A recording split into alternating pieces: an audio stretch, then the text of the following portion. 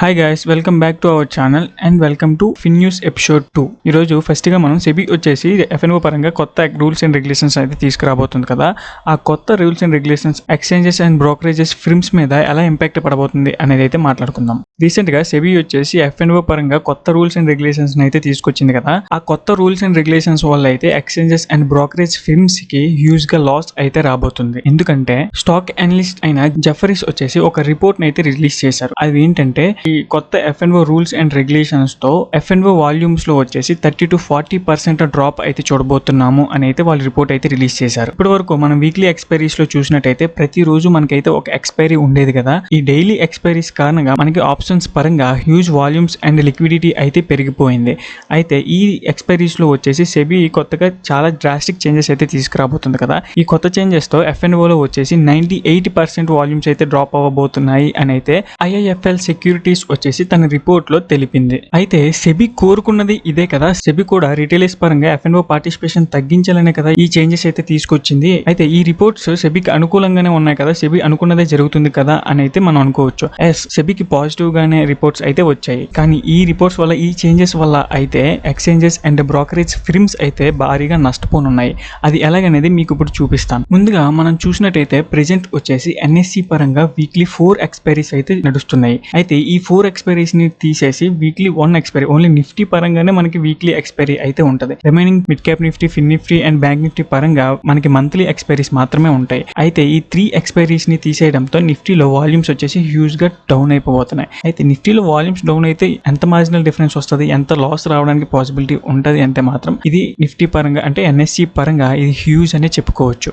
ఎందుకు అంటే ఎన్ఎస్సిలో వచ్చేసి 60% ఆఫ్ ద రెవెన్యూస్ అనేవి ఎఫ్ఎన్ఓ నుంచే వస్తున్నాయి. అలాగే బిఎస్సిలో వచ్చేసి 40% ఆఫ్ ద రెవెన్యూస్ అనేవి ఎఫ్ఎన్ఓ నుంచి అయితే వస్తున్నాయి. అయితే ఈ చేంజెస్ అనేవి బిఎస్సి పరంగా పెద్ద ఇంపాక్ట్ చూపించవు. ఎందుకంటే బిఎస్సిలో వచ్చేసి వీక్లీ 2 ఎక్స్పైరీస్ మాత్రమే జరుగుతున్నాయి ఈ ప్రెజెంట్ కూడా. అది బ్యాంక్ ఎక్స్ ఒకటి, సెన్సెక్స్ ఒకటి. అయితే ఇప్పుడు కొత్త రూల్స్ వల్ల అయితే బ్యాంక్ ఎక్స్ అనేది ఎక్స్పైరీ మారుతుంది, కానీ సెన్సెక్స్ మాత్రం వీక్లీ ఎక్స్పైరీ అయితే ఉంటుంది. సో ఇందులో బిఎస్సికి ఒక ఎక్స్పైరీ మాత్రమే వెళ్ళిపోతుంది, అంటే ఒక ఎక్స్పైరీ అలాగే ఉంటుంది. కాబట్టి బిఎస్సి పరంగా ఇది పెద్ద డ్రాస్టికల్ చేంజ్ అయితే తీసుకురాదు. కానీ ఎన్ఎస్సి పరంగా అయితే ఇది పెద్ద ఇంపాక్ట్ అయితే చూపించబోతుంది. ఎందుకంటే ఎన్ఎస్సి పరంగా వీక్లీలో ఎన్ఎస్సి పరంగా 3 ఎక్స్పైరీస్ అయితే రిమూవ్ అయిపోతున్నాయి. ఓన్లీ 1 ఎక్స్పైరీ మాత్రమే ఉంటుంది ఎన్ఎస్సి పరంగా అయితే. సో ఇది ఎన్ఎస్సి వాల్యూమ్స్ మీద డ్రాస్టికల్ గా ఇంపాక్ట్ అయితే చూపిస్తుంది. అయితే ఫైనాన్షియల్ ఇయర్ 2026 నాటికి ఎన్ఎస్సి రెవెన్యూస్ వచ్చేసి 25 to 30% అయితే డ్రాప్ అవబోతున్నాయని, అలాగే బిఎస్సి పరంగా 15 to 18% అయితే రెవెన్యూస్ డ్రాప్ అవ్వబోతున్నాయి అని ఐఐఎఫ్ఎల్ సెక్యూరిటీస్ అండ్ జెఫరీస్ అయితే తన రిపోర్ట్ లో అయితే రిలీజ్ చేశాయి. అయితే ఈ కొత్త ఎఫ్ఎన్ఓ చేంజెస్ అనేవి ఎంసీఎక్స్ పరంగా ఎలాంటి ఫైనాన్షియల్ ఇంపాక్ట్ కూడా ఉండదు. ఎందుకంటే ఎంసీఎక్స్ అనేది కమోడిటీ ట్రేడింగ్. మన సెబీ వచ్చేసి కమోడిటీ ట్రేడింగ్ లో ఎలాంటి చేంజెస్ కూడా తీసుకురావట్లేదు. కాబట్టి ఎంసీఎక్స్ లో ఎంత వాల్యూమ్స్ అయితే నోట్ అవుతున్నాయో అంత వాల్యూమ్స్ ఫ్యూచర్ లో కూడా నోట్ అవడానికి పాసిబిలిటీ ఉంటుంది. కాబట్టి ఎంసీఎక్స్ లో ఎలాంటి వాల్యూమ్స్ కూడా చేంజ్ అవ్వట్లేదు. కాబట్టి ఎంసీఎక్స్ రెవెన్యూస్ లో ఎలాంటి డ్రాప్ కూడా కనబడదు. ఎంసీఎక్స్ రెవెన్యూస్ ఎలా ఉన్నాయి అలాగే ఉంటాయి. అలాగే నెక్స్ట్ న్యూస్ చూసినట్టయితే నేషనల్ వైడ్ గా డాక్టర్స్ స్ట్రైక్ చేస్తున్నారు. ఎందుకు?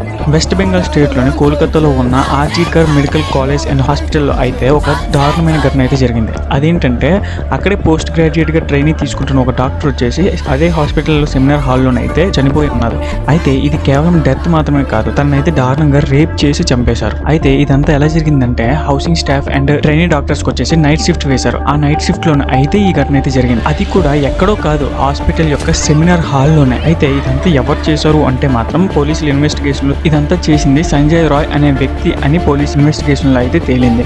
అసలు ఈ సంజయ్ రాయ్ అనేవాడు ఎవడు అంటే తనకి ఆ హాస్పిటల్ కి ఎలాంటి సంబంధము అయితే లేదు. అయితే తను వచ్చేసి ఆ హాస్పిటల్లో సివిక్ వాలంటీర్ గా అయితే వర్క్ చేస్తున్నాడు. దీని కారణంగా తనకి ఆ హాస్పిటల్లో ఏ టైంలో అయినా ఎక్కడికైనా వెళ్ళడానికి యాక్సెస్ అయితే ఉంటది. ఈ యాక్సెస్ యూజ్ చేసుకుని తన అయితే నైట్ టైం ఆ హాస్పిటల్లోకి ఎంటర్ అయ్యి ఈ దారుణాన్ని అయితే చేశాడు. అయితే ఈ ఘటనపై ఇంకా సమగ్ర విచారణ చేపట్టాలి అని FORDA అంటే federation of resident doctors association అనేది నేషనల్ వైడ్ స్ట్రైక్ అయితే ప్రకటించింది. అయితే ఈ ఘటన పైన స్పందిస్తూ వెస్ట్ బెంగాల్ సీఎం అయిన మమతా బెనర్జీ గారు ఆ హాస్పిటల్ కి అయితే వెళ్లారు. ఆ హాస్పిటల్ దగ్గర ఆవిడ వచ్చేసి ఈ కేసుని పోలీసులు వచ్చేసి ఒక వారంలో సాల్వ్ చేయకపోతే తను వచ్చేసి ఈ కేసుని CBIకి అయితే హ్యాండ్ ఓవర్ చేస్తానని అయితే మాటిచ్చారు. అయితే ఇలాంటి ఘటనలు జరగకుండా ఆపితే ఎంత బాగుంటుందో, ఇలాంటివి ఇంకా ఎన్ని చూడాల్సి వస్తుందో మన దేశంలో. అలాగే నెక్స్ట్ న్యూస్ చూసినట్టయితే ఈ రోజు ఓపెనింగ్ సెషన్ లోనే అదాని స్టాక్స్ వచ్చేసి హ్యూజ్ గా ఫాల్ అయితే అయ్యాయి. దానికి కారణం వచ్చేసి 18 నెలల క్రితం అదాని గ్రూప్స్ మీద హిండెన్బర్గ్ వచ్చేసి ఒక రీసెర్చ్ రిపోర్ట్ అయితే నెగిటివ్ గా పబ్లిష్ చేసింది. దాన్ని మళ్ళీ హిండెన్బర్గ్ వచ్చేసి సెబీ చైర్పర్సన్ అయిన మాధవి బచ్ గారిని ఇన్వాల్వ్ చేస్తూ మళ్ళీ ఆ కేసుని తెరపైకి తేవడంతో